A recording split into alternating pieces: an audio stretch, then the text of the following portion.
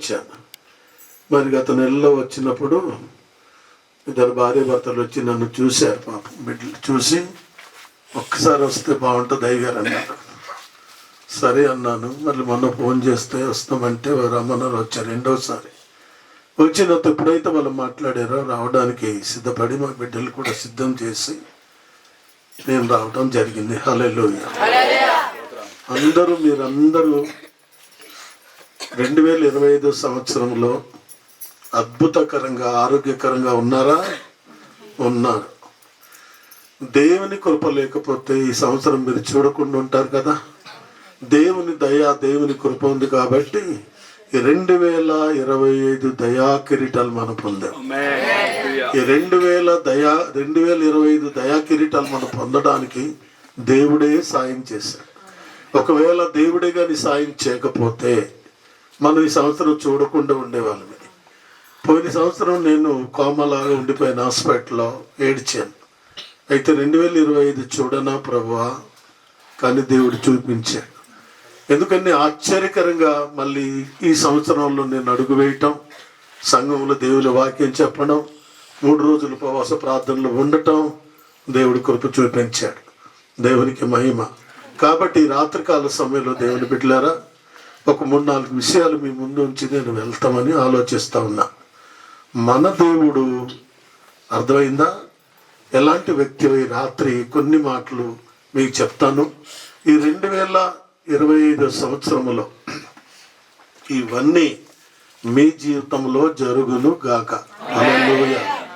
నమ్ముతారు? మరి ఏ చెప్పిన ప్రతి మాట సేవకుల జీవితంలో, కుటుంబ జీవితాల్లో, వ్యక్తిగత జీవితంలో, సంఘ పెద్దల జీవితంలో, విశ్వాసుల జీవితాల్లో ఇవి జరగాలని ఈ రాత్రి నేను కోరుకుంటున్నాను. మన దేవుడు ఎలాంటి వ్యక్తియో, ఎలాంటి దేవుడు, ఎలాంటి ప్రభుయో, ప్రభు కోసమే ఈరోజు నేను చెప్తాను. హల్లెలూయా. చూద్దాం. యోబు గ్రంథము 9వ అధ్యాయము 4వ వచనం. చెప్పండి సార్ మాట. యోబు గ్రంథం చదవాలి. ఆయన మహావివేకి, అధిక బల సంపన్నుడు, ఆయనతో పోరాడ తెగించి హాని నొందని వాడెవడు. హల్లెలూయా. దేవుడట మహా వివేకి. రెండోది ఏంటి? ఆయన బల సంపన్నుడు. హల్లెలూయా. ఆయనలో ఏముంది? బలం. చెప్పలేముంది? ఆయన బల సంపన్నుడు. బలమైన వ్యక్తి. ఆయన సంపద అంతా ఆయనలోనే ఉంది. ఏంట బలము? బలహీనులుగా మనం ఉన్నప్పుడు ఆయన బలం మనకి ఇస్తున్నాడు కాబట్టి మాట్లాడగలుగుతున్నాం. 2 కిడ్నీలు పాడైపోయి కూర్చున్నానంటే బలం ఎవరిది? దేవుడిది. మీరు కూడా ఈ రాత్రి బలహీనులుగా ఉన్నారా? బలం లేదా? ఈ రాత్రి ఆ బలము దేవుడు మీకు ఇచ్చును గాక. అందుకే ఆయన పేరు బల సంపన్నుడు. చెప్పండి ఎవరు? ఈ 2025 సంవత్సరములో దేవుడు నీకు బలముగా ఉండును గాక. అందుకే నన్ను బలపరచువాని అందే నేను సమస్తమును. దేవుడు గొప్పవాడు, బల సంపన్నుడు, నాకు కార్యం చేస్తాడు అంటే ఈ రాత్రి ఆశీర్వాదాలన్నీ మీవే, దీవెనలన్నీ మీవే, ఆరోగ్యవంతం మీదే, మేలులన్నీ మీవే, గొప్ప కార్యాలన్నీ మీవే. దేవునికి స్తోత్రం. చెప్పిన ప్రతి మాటకి హల్లెలూయా, ఆమేన్, స్తోత్రం అని చెప్తా ఉండాలి. అందుకే రాత్రికాల సమయంలో యోబు భక్తుడు చెప్తున్న నోట మాట, ఆయన మహా వివేకి, ఆయన అధిక, మామూలు బలం కాదట. ఏ బలము? నీది కొద్దిగా బలమే, నాది కొద్దిగా బలమే, ఈ లోకములో ఉన్న వాళ్ళందరిది కొద్ది బలమే. కానీ ఆయన ఎవరట? అధిక బల సంపన్నుడు. హల్లెలూయా. మనకు తెలుసు కదా, క్రిస్మస్ దినాల్లో ఆయన గురించి మంచిగా మాట్లాడాం. ఆయన ఆశ్చర్యకరుడని, ఆలోచనకర్తని, నిత్యుడకు తండ్రి అని, సమాధాన, బలవంతుడైన దేవుడు. హల్లెలూయా. ఏ దేవుడైనా బలవంతుడైన దేవుడు. అలాంటి దేవుడు నీకు దొరికాడు. అలాంటి దేవుడు నాకు దొరికాడు. అలాంటి దేవుడు ఉన్నాడు కాబట్టి అధిక బల సంపన్నుడికి చేతిలో మనమున్నాం. దేవుని స్తోత్రం. అందుకే బలము తనదని ఒక మారు చెప్పెను, బలము తనదని రెండో మారు కూడా చెప్పాడు. అంటే అధిక బల సంపన్నుడు మన దేవుడు. హల్లెలూయా. ఎంత మంది బలహీనులుగా ఉన్నారు ఈ రాత్రి. దేవా, నాకు బలం చాట్లేదు, శక్తి చాలట్లేదు నాయన, నీ బలం నాకు ఇవ్వు, నీ శక్తి నాకు ఇవ్వు నాయన. నువ్వు బల సంపన్నుడు కదా ప్రభా, మామూలు బలం కాదు, అధిక బల సంపన్నుడు. హల్లెలూయా. ఆయన అధిక బల సంపన్నుడు. ఆ బలము సంసోనుకి ఇచ్చాడు. దేవునికి స్తోత్రం. సంసోనుకి ఎప్పుడైతే బలం దేవుడు ఇచ్చాడో, అర్థమైందా? ఏం చేశాడు? సింహాలనే చంపేశాడు, నక్కెళ్ళు కొట్టి కాల్చి చంపేశాడు. అంతే. దేవునికి స్తోత్రం. ఆ బలము దావీదు కూడా ఇచ్చాడు. అందుకే నేనేం చేసి సింహాలను కూడా చంపగలిగాడు. దేవునికి స్తోత్రం. సంసోను ఇల్లు పడి చంపినట్టుగాను దేవుడు వారు అధిక బలం వాళ్ళకి ఇచ్చాడు. దేవునికి స్తోత్రం. ఈ రాత్రి ఎవరైతే దేవునిలో బలహీనులుగా ఉన్నారో, ప్రార్థించలేకుండా ఉన్నారు, మోకాళ్ళు ఉండలేకుండా ఉన్నారు, కన్నీళ్ళు కాచకుండా ఉన్నారు, పాట పాడకుండా ఉన్నారు, ఉపవాసాలు ఉండలేకుండా ఉంటున్నారు, ఈ రాత్రి అధిక బల సంపన్నుడు నీ ప్రార్థనకు బలము చేకూర్చును గాక. అతని నీ శ్వాసముకు బలము చేకూర్చును గాక. అనారోగ్య పాలైన నిన్ను దేవుడు బలమిచ్చి నడిపించును గాక. అందుకే దేవుడు మంచి పేరు పెట్టి యోబన్నాడు, ఆయన అధిక బల సంపన్నుడు. దేవుని బిడ్డలారా, ఇందాకే అరగంట ముందు నేను రాలేననుకున్నాను. మా పెద్ద అమ్మాయిని పిలిచి కొన్ని విషయాలు ఎప్పుడు చెప్పలేనివన్నీ కొన్ని చెప్పాను. నేను, అమ్మ నాకు బాగుండట్లేదు, నాకు బలం సరిపోవట్లేదు, గుండె వేగంగా కొట్టుకుంటుందమ్మా, ఎలాగుంటుందో తెలియదు. పెద్ద కూతురు కదా, కొన్ని విషయాలు నీకు చెప్పాలండి. ఎందుకో గాబరతో మా అమ్మాయి చెప్పాను. దేవుని బిడ్డలారా, మానవుడు అల్పజీవి, కానీ దేవుడు బలపరుస్తే బలమైన వ్యక్తి అవుతాడు. దేవుని స్తోత్రం. ఈరోజు దావీదుకి చదువు లేదు, రాజు అయ్యాడు, అధిక బల సంపన్నుడు ఆయన మీద ఆనుకున్నాడు కాబట్టి యూదా దేశాన్ని పరిపాలించగలిగాడు. దేవునికి స్తోత్రం. మోషే చదువుకున్న వ్యక్తే, అంత చందాలు కలిగిన వ్యక్తే, కానీ మోషకి బలం లేదు. కానీ మోషకి దేవుడు ఏం చేస్తాడు? బలం ఇచ్చాడు. దేవుని స్తోత్రం. నన్ను బలపరచు అని అన్నాడు కదా, బలపరుస్తుని ఆ బలము నీకు వచ్చును గాక. ఈ రాత్రి దేవుని సేవకులారా, ఒక్కవేళ మీరు బలహీనులుగా ఉన్నారేమో, జోసెఫ్ అయినా, డానియేల్, ఇది సల్మాన్ రాజు అయినా, నతానియేల్ అయినా, దేవుని బిడ్డలారా గమనించండి, ఆలోచించండి. అబ్రాహాము అయినా, ఇంకా ఉన్న యాకోబు వీళ్ళందరూ కూడా ఒకవేళ మీరు బలహీనులు అనుకుంటున్నారేమో, ఆయన బలము, ఆయన అధిక బలము మీకు ఇచ్చి ఉన్నాడు. దేవునికి స్తోత్రం. ఈ కొండలు, ఈ లోయలన్నీ మీరు దున్నుతున్నారంటే ఆయన ఇచ్చిన బలమే, ఆయన ఇచ్చిన శక్తి, ఆయన ఇచ్చిన ఆరోగ్యమే. ఆరోగ్యం ఉన్నప్పుడు అన్ని చేయండి దేవుని బిడ్డలారా. కాబట్టి ఒక ఆరోగ్యం ఉన్నప్పుడు నేను నడిచి వచ్చేవాడిని, బండి మీద వచ్చేవాడిని, ఎక్కలేని కొండలను ఎక్కి వచ్చాను. కాబట్టి ఈ రోజు మిమ్మల్ని చూశాను, మీకు అనేక ఆత్మలను సంపాదించగలిగాను. ఈ రోజు ఆ ప్రేమ ద్వారా, బలము ద్వారా మళ్ళీ మీ దగ్గరికి రాగలిగాను. హల్లెలూయా. డాక్టర్ చెప్పిన దాన్ని బట్టి అయితే ఒక అడుగు నేను వేయకూడదు. ఒక 100 కిలోమీటర్ కాదు కదా, 20-10 కిలోమీటర్ కార్లు వెళ్ళొద్దు అన్నారు. అయినా కూడా వచ్చింది. దేవునికి స్తోత్రం. దగ్గర 110, దగ్గర 150 కిలోమీటర్, రానుపోను 300 కిలోమీటర్లు రావడానికి దేవుడు నాకేమి ఇచ్చాడు? శక్తినిచ్చాడు. అందుకే ఆయన పేరు అధిక బల సంపన్నుడు. హల్లెలూయా. అందరు చెప్పండి, ఏంటి ఆయన ఎవరు? మామూలు బలం కాదట, ఆయన అధిక బల. ఈ లోకములో ఉన్న వారి కంటే, తల్లి కంటే, తండ్రి కంటే, బంధువుల కంటే, వీళ్ళ కంటే, వాళ్ళ కంటే, ఈ సినిమా యాక్టర్ కంటే డుమ్ డామ్ వాళ్ళు కాదండి, మన దేవుడు అధిక బల సంపన్నుడు. అలాంటి బలముతో దేవుడు మిమ్మల్ని నింపును గాక, ఆస్వాదించును గాక, ఇచ్చును గాక. ఉంగిపోయిన వారు కూడా నడుతురు గాక. దేవుని బిడ్డలారా, నడుముంగిపోయిన 38 సంవత్సరాల్లో ఉన్న ఒక ఆమెని దేవుడు ఏం చేశాడు? ఆయన బలం ఇచ్చేసాడు, ఆయన శక్తి ఇచ్చాడు. కాబట్టి నడవగలిగాడు. దేవునికి స్తోత్రం. పుట్టుకుంటేవాడైన వాడు ఉన్నాడు, అపొస్తలులు లేదు. అందుకే అన్నాడు ఆయన, నేనే మార్గం, నేనే సత్యం, నేనే జీవం. దేవునికి స్తోత్రం. ఎందుకంటే ఆయన సత్య సంపన్నుడు. అంటే ఆయనకి సత్యం ఉంది తప్ప అబద్ధము ఏ కోణములు కూడా లేదు. అబద్ధం ఏ కోణములు కూడా లేదు. ఎన్ని తరిచి చూసిన అతనిలో అబద్ధం ఆడరాని దేవునికి స్తోత్రం. చెప్పండి, మొదటి ఇది ఏం చెప్పాను? అధిక బల సంపన్నుడు. రెండోది సత్య సంపన్నుడు. దేవునికి స్తోత్రం. సత్య సంపన్నుడైన దేవుడు మనకు దొరికాడు, మీకు దొరికాడు కదా. ఆయన మీ ఇంట్లో ఉన్నాడు, మీ కుటుంబాల్లో ఉన్నాడు, మీ ఊర్లో ఉన్నాడు, మీ సంఘంలో ఉన్నాడు, మీ సమాజంలో ఉన్నాడు, నీతోనే ఉంటాడు. దేవునికి స్తోత్రం. ఆయన సత్యవంతుడైన దేవుడు కాబట్టి అసత్యం ఆడరాదు అన్నాడు, అబద్ధములు చెప్పకూడదు అన్నాడు. కాబట్టి మనం కూడా ఆ సత్య సంపన్నుడు దేవుడిని మనము నమ్మి ఉన్నాం. దేవునికి స్తోత్రం. ఎప్పుడైతే అలాంటి సత్యము మనలో కూడా ఉండాలి, నీలో ఉండాలి. నువ్వు చచ్చిన అబద్ధం ఆడడానికి వీలు లేదు. ఏ విషయములు కూడా తప్పు చేయొద్దు, అబద్ధం ఆడవద్దు. మీరు సత్యమే చెప్పవలను. అందుకే సత్యమేమైత జయతే అన్నారు. అర్థమైంది? సత్యమే గెలుస్తుంది, సత్యమే జయిస్తుంది.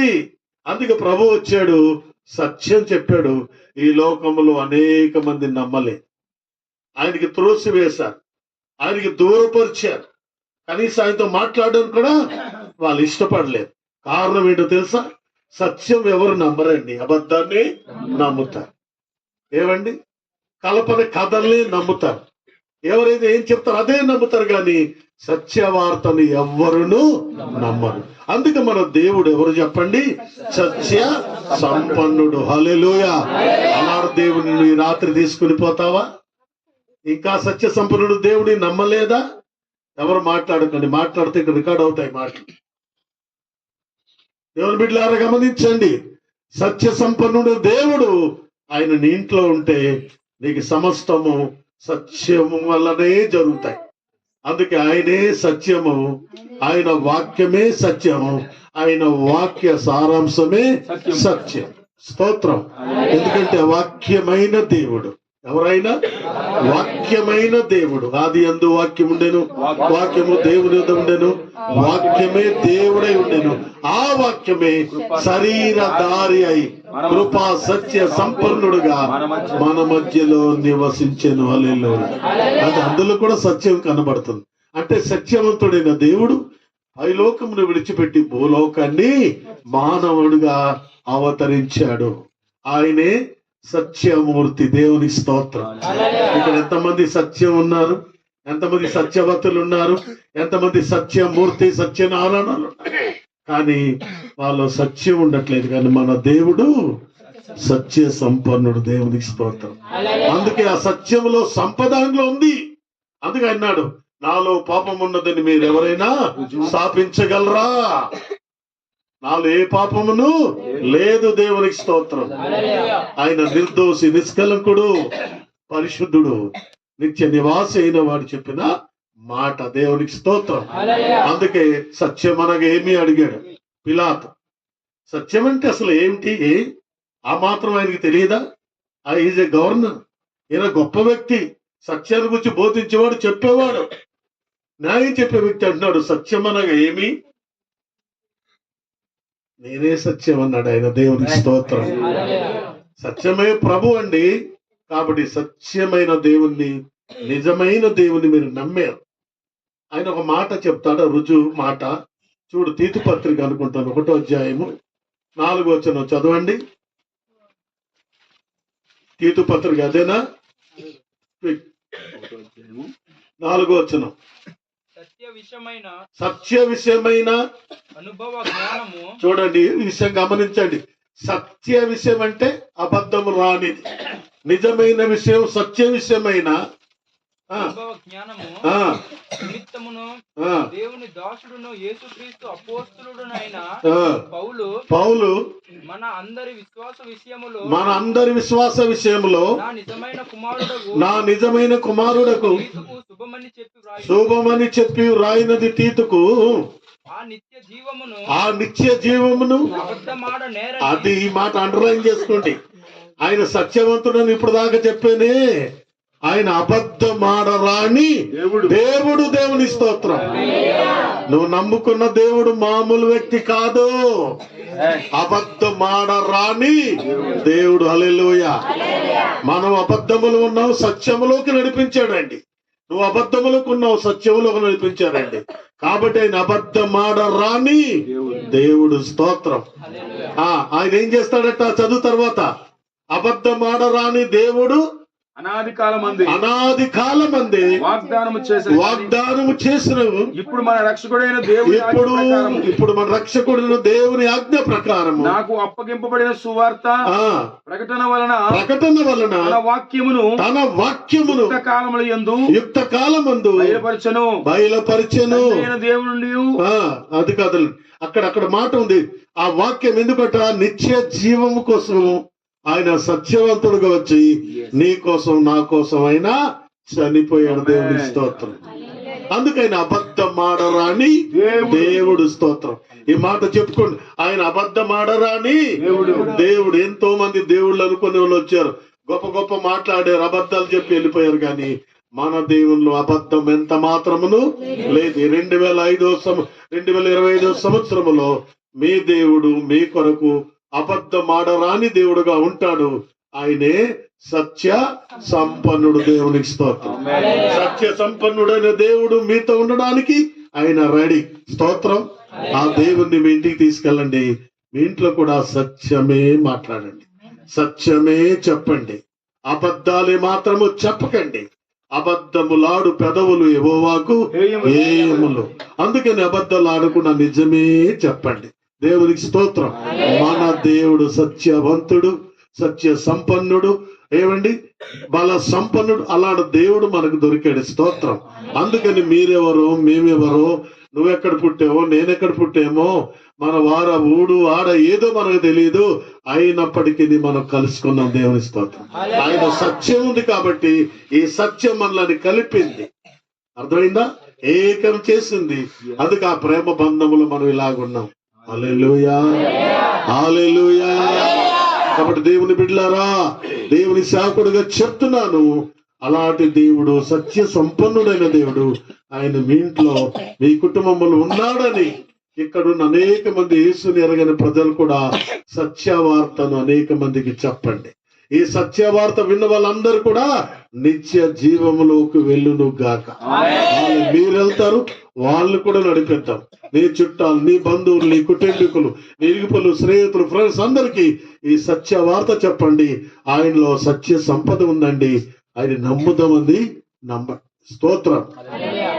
ఇంకెవరైనా రక్షణ పొందకుందంటే, బాప్తిసం పొందకుండా ఉన్నట్లయితే బల సంపన్నుడు దేవుని నమ్మండి, సత్య సంపన్నుడు దేవుణ్ణి నమ్మండి. మూడోది కూడా చూద్దాం. నంబర్ 3 యోబు 34:17 కూడా చదవండి. యోబు గ్రంథం చూడండి, 34 అధ్యాయము 17 వచనం. 2 చెప్పాను. న్యాయమును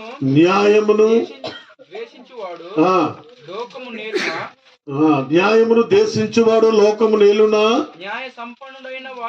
అబ్బా, న్యాయ సంపన్నుడట ఆయన. ఎవరు చెప్పండి? హల్లెలూయా. మూడోది ఏ సంపదను? న్యాయ సంపన్నుడు. 34:17 రా. ఎంత చెప్తుంటా బయట రాసుకో. ఆయన ఎవరు చెప్పండి? 34:17 ఏముంది? న్యాయ సంపన్నుడు. ఈ లోకములో ఏమండి న్యాయస్థానాలు ఉన్నాయి, ఏది కోర్టులు, అన్ని అబద్ధాలే. అర్థమైందా? ఎవరు ఏదో చెప్తే అది నమ్మేస్తారు. అర్థమైందా? ఎక్కడ నమ్మినా, కోర్టుకి వెళ్ళినా, పోలీస్ స్టేషన్కి వెళ్ళినా మీకు న్యాయం దొరకట్లేదు. ప్రభు పాదాల దగ్గర న్యాయం ఉంది. దేవునికి స్తోత్రం. కన్నీళ్ళు కాచి ప్రార్థన చేయి, నిన్ను న్యాయం చేస్తాడు, నీ కుటుంబానికి న్యాయం చేస్తాడు.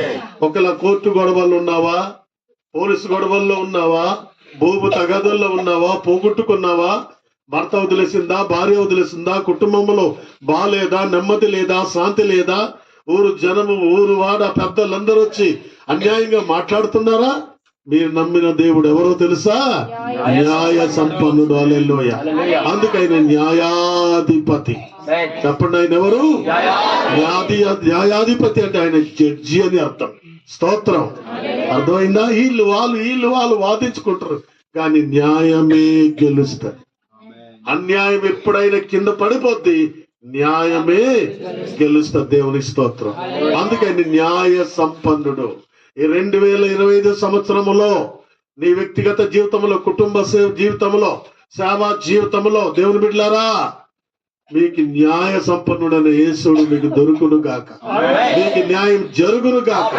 నీకు న్యాయం, నీ బిడ్డలకి న్యాయం, పిల్లల చదువు విషయంలో, ఉద్యోగ విషయంలో, ఆరోగ్యాల విషయంలో, అన్ని విషయంలో దేవుడికి న్యాయము చేస్తాడు.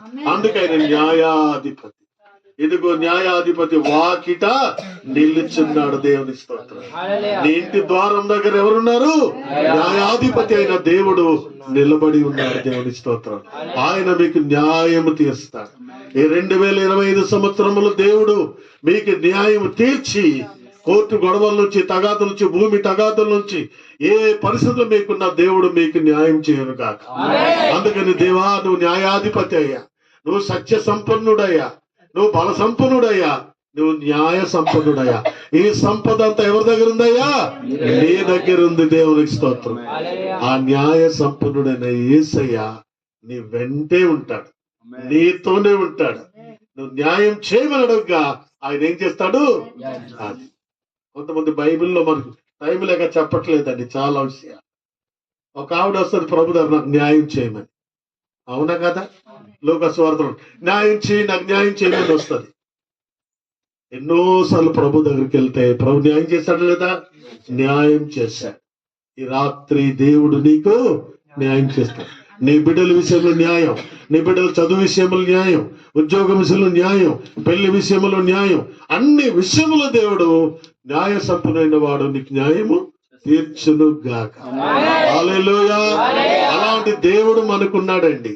ఆయన న్యాయ సంపన్నుడు. అందుకే 2025 సంవత్సరంలో నాకు న్యాయం చేయమని నేను అడుగుతున్నాను. అయ్యా, ఇసుకకు మంచి ఆరోగ్యం ఇచ్చావు, 15 సంవత్సరాలు ఆయుష్ ఇచ్చావు నాయన. 2 కిడ్నీస్ పోయాయి ప్రభు, కళ్ళు సరిగ్గా కనబట్టలేదు, సేవకులు మొక్కలు కూడా కనబట్టలేదు నాకు. మీకు తెలుసా? ఈ వాక్యాలన్నీ మైండ్ లో పెట్టుకుని ప్రార్థించి ఎప్పుడెప్పుడో చదివిన వాక్యం వర్తమానం అలా వేల మెసేజ్లు మైండ్ లో ఉన్నాయి. బైబిల్ చూస్తున్నాను లేదు కదా, ఇంత మా మనోడు పిలిచి అవి కొంచెం చేయరా ఇవన్నీ అని చెప్పాను. చెప్తుంటే టక చెప్పాను. నాకు దేవునికి స్తోత్రం. బైబిల్ నేర్చోడ్లా, కానీ దేవుడు ఇచ్చిన మాటలు దేవునికి స్తోత్రం. అర్థమైందండి?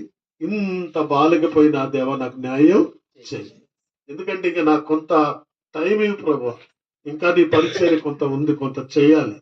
ఇదిగో నా ఇద్దరు మనవాళ్ళు కూడా పెరిగారు, వాళ్ళు కూడా నేను ఏం న్యాయం చేయట్లేదు, చెయ్యాలి కదా నాయన. నన్ను కొంతకాలం వచ్చు ప్రభువా, బిడ్డలు పెళ్లిళ్ళై చూడాలి, కుటుంబాన్ని చూడాలి నాయన అని రోజు బ్రతిమలాడి ఏడుస్తా ఉన్నాను నేను. కాబట్టి రాత్రి గమనించండి, హల్లెలూయా. న్యాయం చేస్తాడు చేయడా? చేస్తాను. చేతులు పైకెత్తండి, గట్టిగా చప్పట్లు దేవుని మైపరచండి. హల్లెలూయా.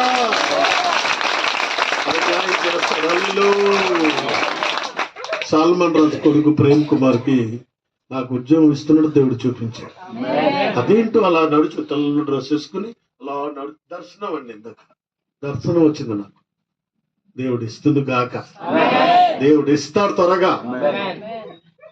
మంచిగా ఆయన బాగా ప్రార్థనలు ఉండండి, భక్తులు ఉండాలి, నీతులు ప్రార్థన చేయండి. దేవుడు తన ట్రైనింగ్ అయిన అకాడమీలో చాలా జాబే ఆ బిడ్డకు దేవుడు ఇవ్వబోతున్నాడు. దేవుడు చాలా గొప్ప కార్యం చేయబోతున్నాడు.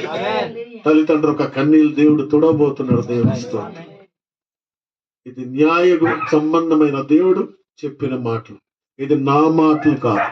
హల్లెలూయా. ఇది జీవము గల దేవుడిచ్చిన మాటలు. అందుకే ఆయన ఎవరు చెప్పండి? న్యాయ సంపన్నుడు. ఆయన అబద్ధమాడని దేవుడు. దేవుని స్తోత్రం. నెక్స్ట్ ఎఫెసీయుల రాసిన పత్రిక 2వ అధ్యాయం 4వ వచనం. ఎఫెసీయుల పత్రిక 2వ అధ్యాయం 4వ వచనం. అయినను దేవుడు కరుణా సంపన్నుడై ఉండి మనము మన అపరాధముల చేతను చచ్చిన వారమై ఉండగా సైతము మన ఎడల చూపిన తన మహా ప్రేమ చేత క్రీస్తుతో కూడా బ్రతికించిన. హల్లెలూయా. అపోస్తలుడు పౌలు అన్నాడు, ఎఫెసీ సంఘమా, మీరు పాపముల చేత అపరాధముల చేత చచ్చిన ఉండగా ఆయన ప్రేమ చేత మిమ్మల్ని ఏం చేశాడు? రక్షించాడు. కాబట్టి మిమ్మల్ని చంప కూడా బ్రతికించాడు. మనం చేసిన పాపాన్ని, దోషాన్ని, దేశాన్ని, ఎన్నోసార్లు ప్రభుకి వ్యతిరేకమైన చేసిన కార్యాల్ని ఎప్పుడో చంపేయాలి దేవుడు. కానీ ఆయన ఏముంది? కరుణా సంపన్నుడు. చెప్పండి, ఎవరైనా కరుణా సంపన్నుడు. హల్లెలూయా. కరుణా సంపన్నుడైన దేవుడు ఈ రోజు కరుణించబడ్డాను నేను. నా పాపం నుంచి, ఈయన పాపం నుంచి, మీ పాపం నుంచి ఆయన విడిపించి రక్షించి మీ ఇంటికి, మీ గుమ్మానికి, మీ కుటుంబానికి, మీ హృదయానికి ఆయన కరుణ సంపన్నుడు అయిపోయాడు. దేవుని స్తోత్రం. అంటే కోరినంత కరుణ ఆయన దగ్గర ఉంది. అందుకే ఆ సంపద అంతా ఆయనలో ఉంది. కాబట్టి ఆయన కరుణా సంపన్నుడు. హల్లెలూయా. ఎంత గొప్ప దేవుడు అండి మన దేవుడు. కరుణా సంపన్నుడు దేవుడు ఈ రోజు నీతో మాట్లాడుతున్నాడు. నేను నిన్ను కరుణించువాడిన. దేవుని స్తోత్రం. ఎవరు విడిచిపెట్టిన నేను విడిచిపెట్టాను, నిన్ను రక్షిస్తాను, నిన్ను కాపాడుతాను, నీ పేరు పెట్టి పిలుస్తాను, నిన్ను, నీ బిడ్డల్ని, కుటుంబాన్ని నేను దీవిస్తాను. ప్రభు చెప్పాడు. దేవుడు చేస్తాడు. దేవుని బిడ్డలారా, ఆయన పేరు కరుణా సంపన్నుడు. పౌలయ్య గారు అంటున్నారు ఎఫెసు సంఘానికి, పిల్లలారా, పాపముల చేత, అపరాధముల చేత మీరు చచ్చునై ఉండగా ఆయన ప్రేమ చేత, కృప చేత ఆయన ఏం చేశాడు? మిమ్మల్ని రక్షించాను. కాబట్టి నేనే మీకు కరుణా సంపన్నుడని పౌలు గారు చెప్పిన, ఆయన మనకు కరుణా సంపన్నుడు. ఆనికనుడైన నన్ను కరుణించాడు కాబట్టి నేను అపోస్తులుగా మారిపోయినని చెప్పాడు పౌలయ్య. ఆ పౌలయ్య గారు ఎఫెసు సంఘానికి చెప్తున్న మాటలు ఏమన్నాడు? కరుణా సంపన్నుడు. హల్లెలూయా. అందుకే ఆయన పేరు కరుణామయుడు, కరుణా సంపన్నుడు. దేవుని స్తోత్రం. కోరినంత కరుణ ఆయన దగ్గర ఉందండి. అందుకే నీ కొరకు అడుగు, నీ భార్య కొరకు అడుగు, నీ బిడ్డల కొరకు అడగండి. స్తోత్రం. అందుకే ఎవరికైనా కరుణమ్మ అని పెట్టుకోండి పేర్లు. ఎవరికైనా అబ్బాయిలకైతే కరుణాకర్రావు అని పెట్టుకోండి. దేవునికి స్తోత్రం. ఇవన్నీ చక్కటి పేర్లు అన్నమాట. బైబిల్లో ఉన్న పేర్లు ఇవి. ఆ రోజు జోసెఫ్ వాళ్ళ అబ్బాయి పుట్టినప్పుడు నాకు తీసుకెళ్ళాడు. జోసెఫ్ పేరు పెట్టడానికి నన్ను పిలిచాడు. చక్కగా చేశాడు, బాగా జరిపించాడు. నేను ప్రార్థన చేశాను, ప్రభు సందులో ఏం పేరు పెట్టాలి. దేవుడు అన్నాడు, ఆయనకి బెసలేలు అని పేరు పెట్టమన్నాడు. మామూలుడు కాదు బెసలేలు, నిర్గమకాండంలో ఉంటాడు. హల్లెలూయా. దేవుని బిడ్డలారా గమనించండి, దేవుడు చెప్పింది మనం చేస్తే దేవుడు గొప్ప కార్యాలు చేస్తాడు. అందుకే రాత్రి కరుణ సంపూర్ణమైన దేవుడు దేవుని సేవకులతో ఉన్నాడు, కుటుంబాలతో ఉన్నాడు, మీతో ఉన్నాడు, మనందరితో కూడా ఉన్నాడు. 2 అయిపోయింది. ఇంకోటి ఏముంది చిన్న బాబు? యెషయా గ్రంథము 40:10 చదవండి ఒకసారి. ఆఖరి మాట అది. యెషయా గ్రంథము 40:10 చూడండి. యేసయ్య ప్రవక్త ఏం మాట్లాడు? ఇదిగో తన బాహువే తన పక్షమును ఏలుచుండగా ప్రభువు యెహోవా తానే శక్తి సంపన్నుడై హల్లెలూయా. 4వది ఎవరు చెప్పండి? శక్తి సంపన్నుడు. హల్లెలూయా. శక్తి సంపన్నుడు. ఆయన ఏంటట? ఎక్కడ లేని పవర్ నీకు ఇస్తాడు దేవుడు. నువ్వు బలహీనుడు అయినప్పటికీ ఏం చేస్తాడు? చూడండి, ఇప్పుడు దాకా ఇక్కడ కూర్చోలేకపోయాను నేను. ఇక్కడ ఎవరిచ్చారు ఈ బలం, ఈ శక్తి ఎవరిచ్చాడు?